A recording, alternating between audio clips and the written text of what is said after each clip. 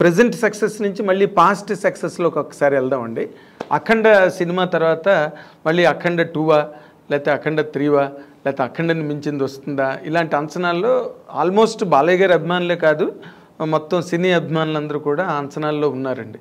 అసలు బాలయ్య బాబుతో ఒక్కడితోనే చెయ్యాలి బోయపాటి అనే బాగా కరడు కట్టిన తీవ్రవాదులు కూడా ఉన్నారు అభిమానుల్లో. వాళ్ళకి మీ సమాధానం ఏంటి? నెక్స్ట్ పిక్చర్ ఎప్పుడు ఏంటి సార్? కన్ఫర్మ్ బాలయ్య గారితో అఖండ 2 అనేది ఉందండి.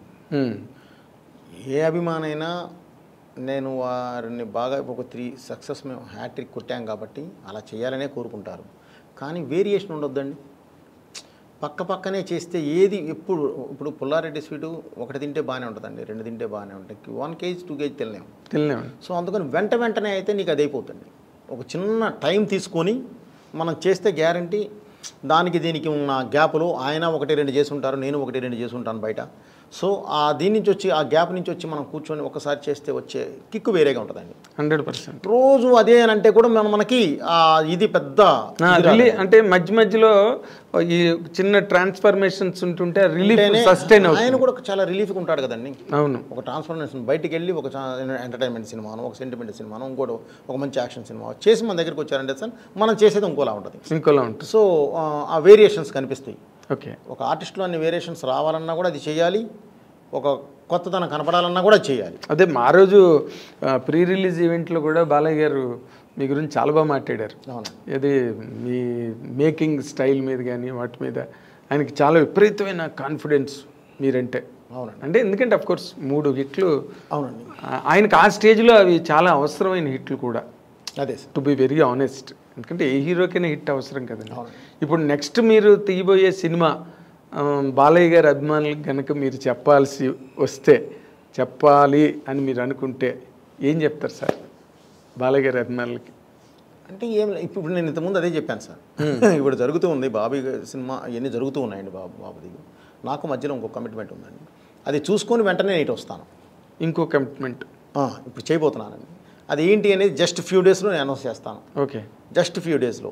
పెద్ద హీరో? సో పెద్ద హీరో. అదే మీరు పెద్ద హీరో అంటే మీరు చెప్పలేము, మీరు గబుక్కొని రామ్లాట్ హీరోని తీసుకొచ్చి పెద్ద హీరోని చేస్తారు మీరు సడన్గా.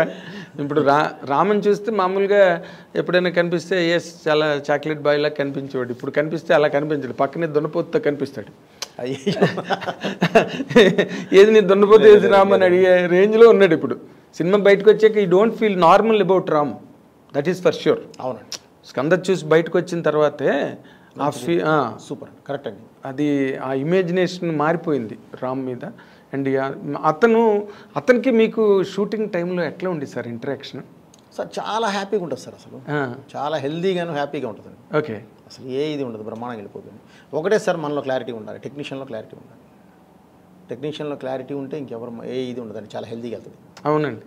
అంటే సార్ మీరు ఎంత ఇతమిద్దంగా నిర్దిష్టంగా మీ సినిమా చిత్రీకరణ విషయంలో ఎంత పట్టింపుగా ఉంటారనే దానికి నేను విన్నానండి, నిజమో కాదో నాకు తెలీదు. సరైనోడి సినిమా అసలు అరవింద్ గారికి మీరు చూపించలేదంటగా ఆఖరి వరకు ఎవరో అన్నారు. ఎవరో అనడం అని కాదు సార్, నాకు ఏ రోజు సినిమాలో చూపించడాలు కొంత అయిన తర్వాత వాళ్ళతో అది నాకు అసలు అలవాటు లేదండి. నేను ఒకటి ఫిక్స్ అయ్యి కరెక్ట్గా ఇది అయిన తర్వాత నేను ఫైనల్ ఎడిట్ పర్ఫెక్ట్గా చేసిన తర్వాత కూర్చోబెట్టి చూపిస్తాను సార్. మీకు డౌట్ ఉందో చెప్పండి, ఇప్పుడు ఏం చేద్దాం, ఇబ్బంది లేదు. ఓకే, ఆ రోజు నేను చూపించినా కూడా మీరు గెస్ చేయలేరండి. ఏ సీన్ కాని సీన్ ఎప్పుడు చూపించినా బాగానే ఉంటాయి సార్. అవును, అది అంతా కూడా కంపోజ్ అయిన తర్వాత వచ్చేసేసి ఒక కరెక్ట్గా ఒక చైన్ ఆఫ్ దీనిలో పెట్టేసి లింక్స్లో పెట్టేసేసి కరెక్ట్గా ఒక స్క్రీన్ ప్లేలో పెట్టి మీ ముందు తీసుకొచ్చి పెట్టినప్పుడు మాత్రమే ఒక జడ్జిమెంట్ వస్తుంది. ముందే ఊరికే చూస్తాం, మేము చెప్తాం, ఏం చెప్పలేరండి ఎవరు అనుకుంటాం కానండి, చెప్పలేరు సార్. అక్కడ అది మనం చీట్ చేసినట్టు అవుతుంది. ఓకే, సో ఫైనల్గా చూసినప్పుడు ఒక్కసారి నాన్న ఇది ఇక్కడ ఏదైనా తేడా ఉంది, డైరెక్ట్ గారు ఇక్కడ ఏదైనా చిన్న ఇది ఉంది, అది ఒకసారి చూడండి, ఈజీ నాకు. ఓహో ఇందుకు అడుగుతున్నారా, లేదంటే సార్ ఇదిగో దీని లింక్ ఇదిగో ఇక్కడ ఉంది కాబట్టి నేను ఇది చేశాను అని చెప్పడానికి ఉంటుంది. లేదు కరెక్టేనా, లేదు సార్ నిజమే బాగుంది, టోటాలిటీ బాగుంది అనుకుంటే ఒకటి, లేదు సార్ నిజంగానే ఇది చిన్న ఇది ఉంది సార్, ఓకే ఒక 2 days మనం పెట్టుకుందామండి, టోటల్ ఇంకేమున్నాయో చూసుకుని ఆ 2 days పెట్టేస్తాం, ఈజీ. అదే వాళ్ళకి చెప్పడానికి ఈజీ, మీకు చూపించడానికి ఈజీ, వాళ్ళు చెప్పిన తర్వాత మీరు కరెక్ట్ చేసుకోవడం కూడా ఈజీ అండి. అలా కాకుండా ఇవాళ చూసావు, ఒక ఇంటర్వెల్ దాకా అయింది, కొంతవరకు ఉంది చూసావు, ఇప్పుడే జడ్జ్ చేయలేరు. ఏం చెప్తారు, చూస్తారు అంతే. నాకు ఇంకా సెకండ్ హాఫ్ ఉంది కదా నేను షూట్ చేయకుండా నువ్వేం చెప్తావు జడ్జిమెంట్? కరెక్ట్. ఎవరైనా సరే సార్ అవును, మీ ఫస్ట్ హాఫ్లో లాక్లు అన్నీ సెకండ్ హాఫ్లో ఉంటాయి కాబట్టి ఎలా పడితే అలా చూపించి కూడా వేస్ట్ అండి. ఊరికి చూపించామంటే చూపించాము అంతే. అది ఎందుకు? అది అందుకని ఏంటంటే నేను ఆయనకి ఇదే చెప్పానండి, గురుగారు నాకు జడ్జిమెంట్ కావాలి. జడ్జిమెంట్ కావాలంటే నువ్వు రోజుకోసారి చూసే జడ్జిమెంట్ రాదు. ఇది ఆల్రెడీ చూసాను ఎన్నిసార్లు. ఒక ఎంటర్టైన్మెంట్ సీన్ ఉందండి, ఒకసారి చూసావు నవ్వావు, రెండోసారి చూసావు నవ్వావు, మూడోసారి చూసావు నవ్వావు, నాలుగోసారి చూసావు నవ్వావు, ఐదోసారి చూసావు ఆల్రెడీ చూసాం అనుకుంటావు, ఆరోసారి నేను చక్కలికి పెట్టాలి. ఎందుకు వస్తుంది సార్ నవ్వు? సో అన్నిసార్లు నీకు ఎందుకంటే నువ్వు ఇక్కడ చూస్తున్నావు, దానికి తర్వాత ఒక ఆర్ఆర్ ఏడవుద్ది, అద్భుతమైన నీకు ఇది ఏడవుద్ది, వాయిస్ ఏడవుద్ది, డబ్బింగ్ ఏడవుద్ది, ఇవన్నీ యాడ్ అయినప్పుడు ఒక డిఏ కలర్ఫుల్ డిఏ యాడ్ అవుద్ది. ఇవన్నీ యాడ్ అయినప్పుడు ఉండే నీకు లుక్ కను మామూలుగా చూసేదానికి చాలా తేడా ఉంటుందండి. కరెక్ట్ అండి, కరెక్ట్. అదైతే ముందు అరవింద్ గారికి ఇప్పుడు మీరు ఏది చూసినా కూడా నన్ను జడ్జ్ చేయలేనప్పుడు ఎందుకు చూడటం? ఇప్పుడు వద్దు, మీరు పొల్యూట్ అవ్వద్దు. మీరు ఒకేసారి చూసినప్పుడు మీకు ఒక ఆడియన్లో చూసావు, మీకు ఒక జడ్జిమెంట్ ఉంటుంది. సో అందుకని నేను ఫస్ట్ నుంచి నేను బాలయ్య గారికి కూడా ఫైనల్గా చూపిస్తానండి. అంతేనా? ఫైనల్గా చూపిస్తాను సార్. బేసిక్గా ఆయనకి నాకున్న బాండింగ్ వేరండి. ఆయన అసలు కథ కూడా అడగడు, వద్దు భయపడగారు, మీరున్నారు చూసుకుంటారు నాకెందుకు అంటాడు ఆయన. ఓకే. సో ఆయనకి నాకున్న నమ్మకం అండి, మా మధ్యలో ఉన్న బాండింగ్ అది. ఓకే. సో ఇంకా ఎక్కువ రెస్పాన్సిబిలిటీ కదా, నువ్వేం చెప్పొద్దు నాకు, నువ్వే చెయ్యి. అది నిజంగానే బరువు కోసం అనండి ఆయన. నాకెందుకు భయపడుతున్నాడు కదా అని ఆయనకు ఒక ఉంటుంది, నమ్మకం. ఆ నమ్మకాన్ని నేను నిలబెట్టుకుంటూ వచ్చాను కాబట్టి ఆయన ఇంకా బాగా నమ్ముతాడు.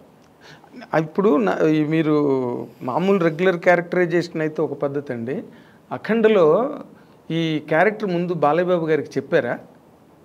అఘోరా క్యారెక్టర్. ఓకే. చెప్పిన తర్వాత షూట్కి వెళ్ళారా? 1 minute సార్ ఆయన వినింది. బాబు ఇప్పటివరకు మనం 2 ఇలా చేసాము, సోషల్ ఫార్మాట్ చేసాము, ఇప్పుడు సోషల్ ఫార్మాట్ 2.5 hours కష్టమైపోద్ది, మరి ఏం చేద్దామండి, నేను ఇలా అఘోరా క్యారెక్టర్ అనుకుంటున్నాను. అఘోరా అంటే విభూతి పూసుకొని హెయిర్ పెంచి వచ్చి ఇదా అన్నాడు. అవును బాబు, కాకపోతే బాలయ్య బోయపట్టాలి ఉంటారు కదా బాబు. కుట్టారుగా, బాలయ్య బోయపట్టి అలా ఉంటారు కదా. నిజమేనండి, మీ ఇష్టం, ఎప్పుడు గెటప్ చెక్క ఎప్పుడు వెళ్ళిపోతాం, ఇంతే జరిగింది. ఓ అంతేనండి, చాలా సింపుల్, చాలా సింపుల్. ఆ క్యారెక్టర్ ఎలా జర్నీ చేస్తాను, ఎందుకు నువ్వు చూసుకుంటావు కదా అన్నాడు ఆయన. ఓకే, అంతే, చూసుకోండి, తర్వాత మనం గెటప్ అంతప్పుడు కావాలంటే అప్పుడు ఏదైనా ఊరికే నేను ఎలా వెళ్ళాలి చెప్పండి నాకు చాలు అంటే అది నమ్మకం అండి, షీర్ ఫెయిత్ మీ మీద ఉన్న నమ్మకం అండి. అంతే, ఆ నమ్మకం ఉన్నప్పుడు మనం చాలా బాగా ఇంకెక్కువ వేసుకుంటామండి మా భుజాన. అది ఒక రకంగా హెవీ వెయిటేనండి. ఇప్పుడు కథ విని బాగోలేదు, ఇది మార్చండి ఇలా మార్చండి అంటే అప్పుడు సమానమైన నిష్పత్తి ఉంటుంది రెస్పాన్సిబిలిటీ. ఇప్పుడు అంతా మీదే, మంచి అయినా చెడైనా. సో మీరు ఆ యాంగిల్లో మళ్ళీ సింగిల్ హ్యాండ్ ఫైటే కదా మీది. మరి దాన్ని మీరు ఎంజాయ్ చేస్తారండి బాగా బాగా. ఎలా? ఎందుకంటే నేను రీమేక్ నేను చేయలేను సార్. రీమేక్ చూపిస్తే నాకు కిక్ రాదు. నాకు రోజు స్ట్రగుల్ పడాలి. అమ్మ ఈ షాట్ ఎలా తీయాలి, ఇది ఇలా పెట్టాలి, ఇది మార్చాలి, బ్లాక్ మార్చాలి, నుంచి ఇది బయటికి తీయాలి. ఆ కిక్ ఉన్నప్పుడే నేను డైరెక్టర్గా బతికున్నట్టండి. అది లేని రోజు నాకు అవసరం లేదు సార్ అది. అందుకే నేను రీమేక్లు చేయనండి. రీమేక్లు చేయరు అసలు. ఆ ప్రస్తావన కూడా మీ దగ్గర రాదేమో. నేను చేయనండి, చేయలేను. నాకు కిక్ ఉండదు. అది నేను చూస్ చేసేదేం సార్. మరే కరెక్ట్. నేను అది పెద్ద ఇబ్బంది పడతాను. నేను రీమేక్లు మధ్య బాగా డిసప్పాయింట్ కూడా ఎప్పుడు రీమేక్ ఈజ్ అలా అని కాస్తాను. నేను వాళ్ళతో చెప్పను, నేను ఎవరితో సినిమాలే కూడా నేను రీమేక్లకి వెళ్ళాను సార్. ఎందుకంటే ఆల్రెడీ చూసిన సినిమా సార్ అది. నేను సో కొత్త పాయింట్ ఆఫ్ వ్యూ ఏదైనా ఉంటే నేను చేస్తాను. ఆ రీమేక్లో కూడా కొత్త పాయింట్ ఆఫ్ వ్యూ దానికి. ఇప్పుడు నేను చేసిన దానిలోనే నాకు భద్ర ఉంది, సెకండ్ వెర్షన్ ఉంది నాకు, నేను చేయగలను. ఓకే, భద్రకి సెకండ్ వెర్షన్ ఉంది, కానీ సెంట్రల్ పాయింట్ అదే ఉంటుంది. ఆ సెంట్రల్ పాయింట్ మార్చాలి, మారిస్తే వచ్చేస్తుంది మొత్తం కొత్త కథ వస్తుంది. ఓకే, సింహ కూడా అలాగే ఉంది. తులసికి లేదండి, సింహాకు ఉంది అలాగే. ఇదే ఉంటుంది, సెకండ్ వెర్షన్ ఉంటుంది. సెకండ్ అంటే అదర్ వెర్షన్, ఇంకో రకంగా కూడా తీయచ్చు సినిమా. ఓకే, అదర్ వెర్షన్ అలా ఇంకేదన్నా నేను వెళ్ళినప్పుడు చేయగలను. కాదు సార్, దాన్ని ఎవరు డిసైడ్ చేస్తారు? మీకు మీరే డిసైడ్ చేసుకుంటారు కదా సార్, 2 వెర్షన్స్ ఉన్నప్పుడు. అంతే కదా సార్. అమ్మ మీరు మామూలు కారండి. కాదు సార్, ఎందుకంటే అది మా ధర్మం సార్. అది ధర్మం ఏంటంటే సార్, ధర్మం ఏంటి తేడా వచ్చిందంటే గొప్ప పగిలిపోతుంది. ఇప్పుడు ధర్మం ఓకే, మీ బాధ్యత, మీ ఉద్యోగ ధర్మం, లేకపోతే మీ బాధ్యతలో ఉండే ధర్మం అది. బట్ ఏదైనా ఒక బ్రిటిష్ వాళ్ళు ఎక్కువగా కౌన్సిలింగ్ని నమ్మేవారంట. కౌన్సిలర్స్ కూర్చుని డెసిషన్ తీసుకోవడం అది అవునండి. అది అప్పుడు బాధ్యత అన్నది అందరికీ పంపకం జరుగుతుంది. ఇక్కడ మీరు 2 వెర్షన్స్ రాసుకుని 2 బాగున్నాయి దీనిలో వెళ్దామని అనుకోవడం మాత్రం ఇప్పుడు నాకు సాహసమే. నాకు ఒక రైటర్స్ వింగ్ కూడా ఉంటుందండి. వాళ్ళతో కూడా కూర్చుంటాను సార్. ఓకే. కూర్చొని వాళ్ళ అభిప్రాయాలు కూడా మొత్తం వింటామండి. వాళ్ళతో పాటు కూర్చొని వాళ్ళ అభిప్రాయాలతో పాటు మొత్తం అంతా కూడా అభిప్రాయం తీసుకున్న తర్వాతే ఫైనల్ జడ్జికి నేను వెళ్తానండి. Okay. Then you will arrive at final decision. Sir okay ఇప్పుడున్న ఇది ఎలా ఉంది, ట్రావెల్ ఎలా కావాలి, ఏంటి వాట్ ఇస్ వాట్, ఇప్పుడు నడుస్తున్న ట్రెండ్ ఎలా ఉంది, ఓకే ఎవరిని మనం ఖాయం చేస్తున్నాం, ఈ సినిమా ద్వారా ఎవరిని ఫస్ట్ ఆడియన్స్ మన సినిమాకి రావాలి అనేది కంపల్సరీ ఇది పెట్టుకొని కూర్చుంటాను. ఓకే.